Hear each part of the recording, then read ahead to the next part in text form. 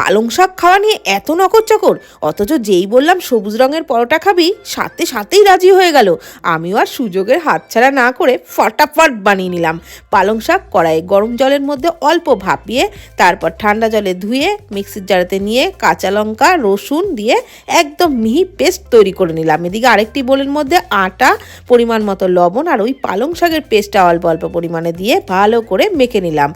আর মিক্সির বাটিটা ধুয়ে একটু জলও দিয়েছিলাম। ভালো করে মেখে তার থেকে লেচি কেটে শুকনো আটা দিয়েই প্রথমে একটা বড় পরোটা বেলে নিলাম। তারপর ওই পরোটার মধ্যে একটু তেল ব্রাশ করে নিলাম আর দিয়ে দিলাম একটুখানি ভাজা মশলা ছড়িয়ে আর চাট মশলা দিয়ে দিলাম। এবারে এরকম ভাজ করে চারকোনা পরোটা বানিয়ে নিলাম।